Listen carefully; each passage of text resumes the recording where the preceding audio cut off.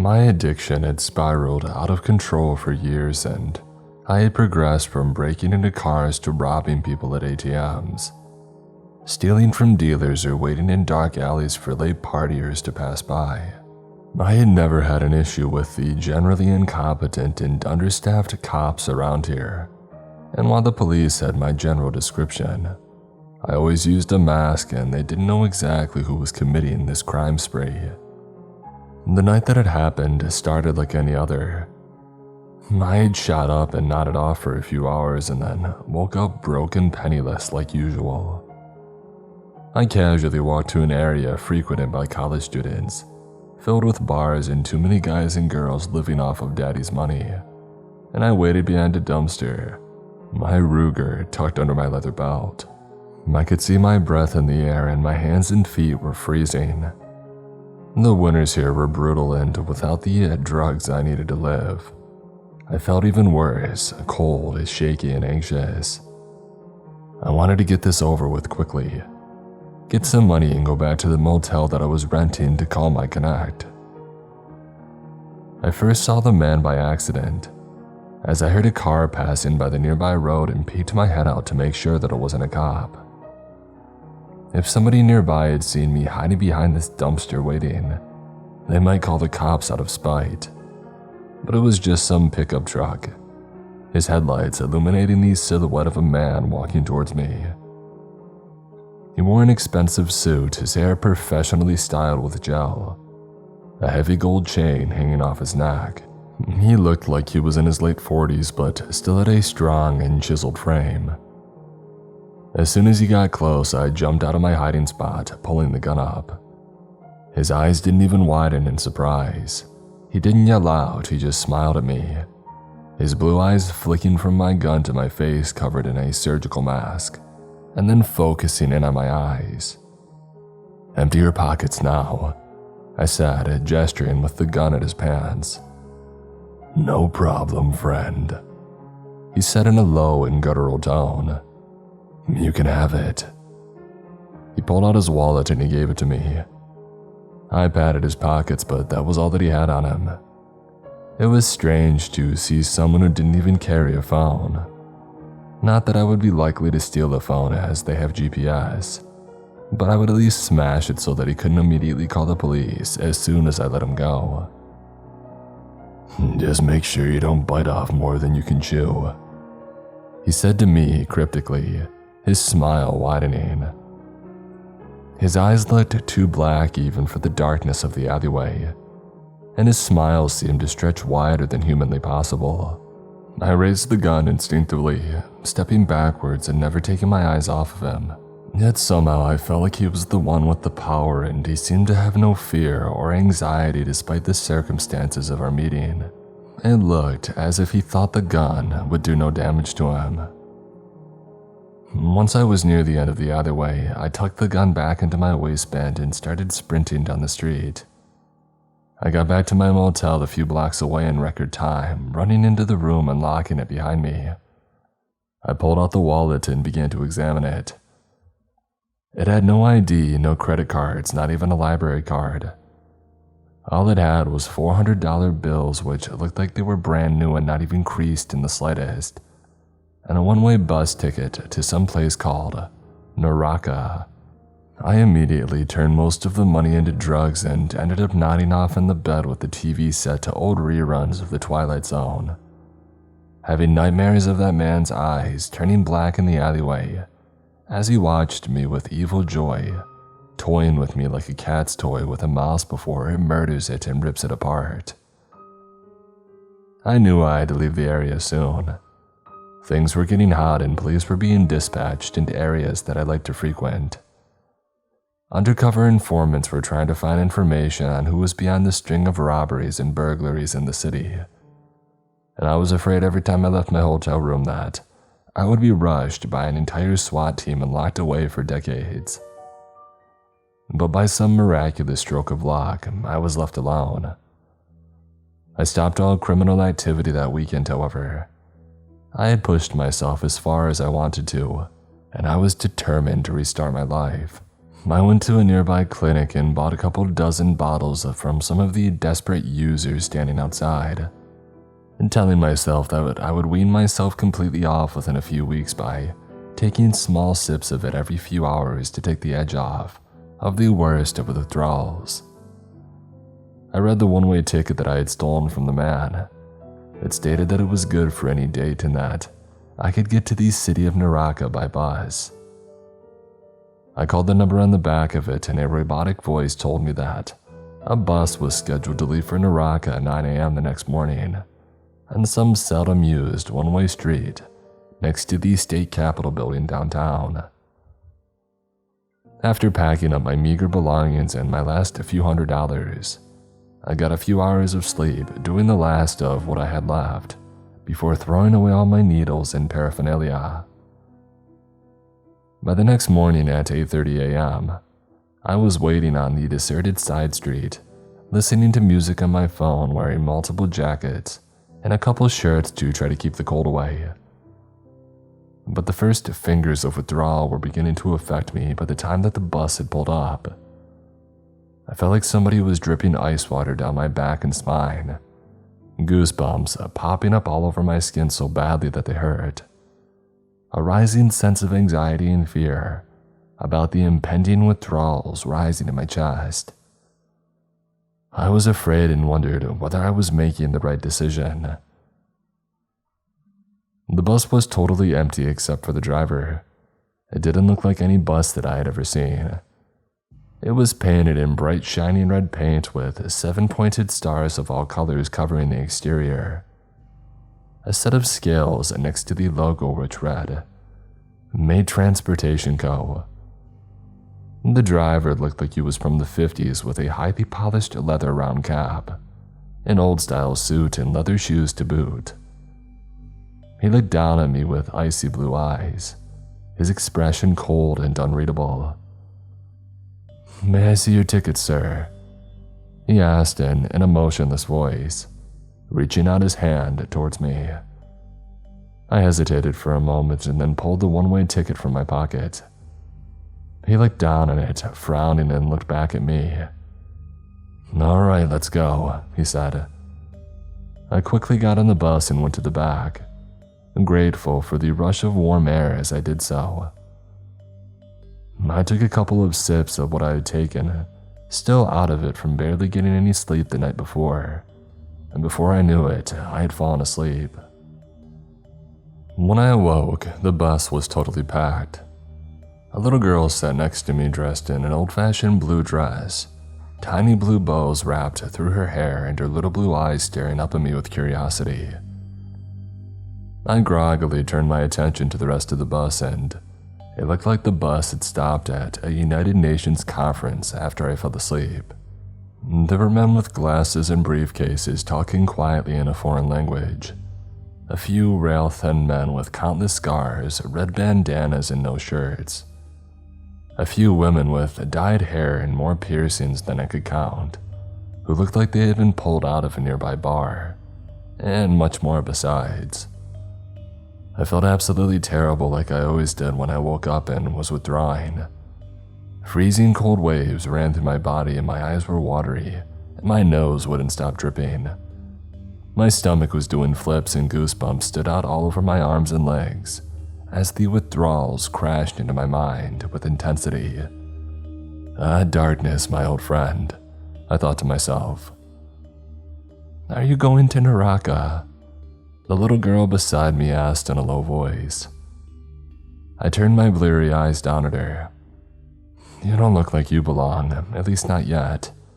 One day soon I think you'll be ready, if you don't change the path that you're on." "I'm going anywhere but here," I said to her. "Where are your parents anyway?" "My parents," she said softly, looking down at her lap. "They're gone. I killed them." I rolled my eyes. "Sure," I said. "That's not a very good joke, little girl." "My name is Zenaida, not little girl," she said, smiling up at me. "Harry," I said, shaking her small and soft hand. I looked down, thinking that I should take another sip, to try to get rid of the worst of the withdrawals, and I realized that my backpack was gone. I immediately freaked out, looking around frantically, my heart feeling like it would burst out of my chest. I couldn't go cold turkey. Like most addicts, I was absolutely terrified of cold turkey withdrawals and the endless weeks of insomnia and nightmarish intensity of the symptoms. "Where's my backpack?" I asked loudly. No one looked at me besides Zenaida. Most of the passengers on the bus had totally ignored me, acting like I didn't exist. A girl with dozens of piercings and a face tattoo looked over at me and frowned, shaking her head. "I don't know," Zenaida said, smiling slightly and shrugging. "It wasn't there when I got in at my stop. Well, it was something important in it." I shook my head violently. "You have no idea," I said. This whole trip felt like more and more of a mistake.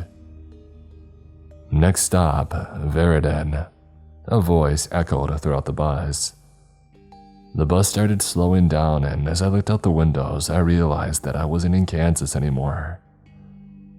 The world outside had huge, tree-like molds growing everywhere. They were fiery red with jet black streaks and grew hundreds of feet tall, like the fungi equivalent of redwoods in this new land. I saw humanoid beings walking on trails that wound through the forests of fungi, their legs bending backwards as they crept forward like birds. They stood 20 feet tall with deathly pale skin, like some worm from a cave that was never seen the light of day, and they wore black suits on their thin skeletal bodies. Most disconcertingly, their faces were totally blank, without eyes or mouths or noses or hair, just perfectly smooth skin. They walked by in twos and threes, and I saw some of the passengers of the bus get out and begin following the trails traveled by the strange creatures. "Am I tripping right now?" I said mostly to myself.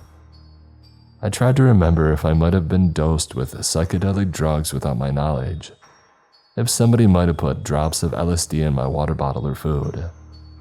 But I couldn't remember any opportunity that anybody would have had to drug me. I had certainly had enough experience with psychedelics, and this almost felt like something from the DMT world. The bus slowly began driving forward again, the businessmen who had departed and the faceless beings in front of them fading out of view. The forest thinned out, and on the horizon I saw a floating city.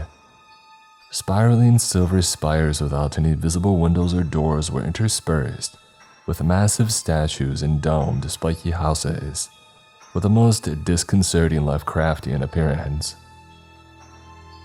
The metal streets of the floating city looked thousands of feet wide, the structures and skyscrapers disappearing into the white, puffy clouds of the sky. And then we were off again, entering a black tunnel. I could see nothing outside the bus now. Next stop, Naraka. The emotionless voice sounded. A gasp of horror rolled through the bus as some of the passengers in front started weeping or praying. "No, please no," one of the men said in the seat in front of me, before putting his face in his hands and crying. We exited the seemingly endless black tunnel, coming into a horrifying world. The streets were paved with bone, and it seemed like they were encased in a metal container thousands of feet tall. The smell of smoke and burning meat had entered the bus, and as I looked around, I saw countless people stretching all the way to the horizon. They ran constantly, most of them without clothes. Their skin burning as fire seemed to sprout from the ground itself. It came out everywhere except for the roads, flames rising a couple feet in the air and sending off thick black clouds that rushed in the strong breeze inside the massive container. To my left, only 100 feet away, I saw a crying man on his knees in front of a blue-skinned being. The being looked like a tall man in most ways, except for his luminous skin and bulging black eyes. As I looked past him, I saw countless more of the blue humanoids. They appeared to be in charge here and seemed unaffected by the fires, the heat, or smoke around them. "Those are the Naraka Navas," Zenaida said to my right, peering out the window dispassionately. "Look at how well they take care of the sinners," she giggled silently. The crying man grabbed at the feet of the Naraka Navas in front of him, saying, "Please, sir, I'm so thirsty. I've been thirsty for so long, I can't take it anymore." Smiling an ear-to-ear grin, the Naraka Navas grabbed the man, pinning his arms behind his back while another blue-skinned being came over with a black pot of boiling water. They forced the man's mouth open and poured the water down his throat, his skin being scalded off in papery layers by the intensity of the heat. As the door of the bus opened, dozens of blue-skinned men stormed it, dragging out each passenger one by one. The driver grinned, turning to look back at me, and I realized with horror that it was the same man that I had robbed in the alleyway. "This is the last stop, friend," he said, his piercing eyes focusing so intently on me that I had to avert my gaze, and the blackness of his pupils seemed to expand and take over his entire eye. "After all, didn't you come to me and ask for this? You demanded it by knife or by gun, and you will get all of it you desire. Maybe even a little more, in fact." He laughed sarcastically as the passengers screamed in panic before they were one by one dragged out of the door of the bus and thrown into the fires and streams of lava that cut paths all around us. And then he pointed to the wall of the metal shelf nearest us, maybe a quarter-mile away. I realized it had a door in it, one that stretched hundreds of feet in the air. "Every 100,000 years that door opens and those who are nearest can flee this place," he continued. "And do you know where that door leads? It leads to a forest made of swords where their limbs are cut off, their eyes are taken, and their skin and muscle is sliced, and they are healed over and over and forced to run again. Their heads are taken off and their chests are opened, and they cry for it to end, but it never comes. And that place too has a door, but the destination beyond each is just as foul and just as evil. So, it is for those with impurity in their hearts, those who hurt the innocent and harm the harmless. Their suffering is as incomprehensible as the universe itself, and as long as the last drop of evil karma is not exhausted, they will never die." As he spoke, the last passenger was dragged off, leaving just the driver, Zenaida, and me in an otherwise totally empty bus. "So, I'll ask you only once. Is this your stop or not?" he said. "Please, God, just get me out of here," I said, starting to cry, despair taking over me. My withdrawals had disappeared under the terror and horror that I now felt. I had a mental vision of myself living here for millions or billions of years, having boiling water and molten lead poured down my throat, being thrown into streams of lava, but always healing, always returning, and always wishing for an end. "I'll do anything, please, just to take me out of Naraka." "Will you make good what you have done? Will you turn yourself in for the crimes that you've committed?" he said, his smile disappearing, his face returning to its prior state. "Yes, please, I don't want to end up like these people here," I cried. The driver turned away from me, starting the bus and driving forward on the road of bones. Soon we entered a black tunnel, and the smell of smoke and burning flesh had started to pass away. As the bus exited the tunnel, I saw the incomprehensible relief of the pale blue sky of my world. We appeared to be in New York City, over 1,000 miles away from where I had first started this morning. I saw Manhattan and its distinctive skyscrapers in the distance. The bus came to a stop in front of a bus depot. I turned to Zenaida, who held out a black bowl made of some volcanic obsidian-like material. It was the same bowl that I had seen the Naraka Nava use when it poured boiling water into that poor man's mouth. "This is for you," she said. "A memory of your journey, perhaps. Take it with you and remember always. I smiled down at her. I will. I exited the bus and wrote this up on my way to the police station. I'm turning myself in for the robberies that I committed, among other major felonies. They will have to extradite me to the other state, but I'm going to tell them the truth and let whatever happens happen. Hopefully they have some leniency on me because of my addiction and my remorse, but I have no choice in the matter. Even life in prison would be far better than what I had already seen today. I'm going to send the bola to a scientific institute to be studied before I go into the police station though. If it is what I think it is, it may be made of a material never before seen on this planet, but one that only comes from Naraka. I hope I will never see that evil place again.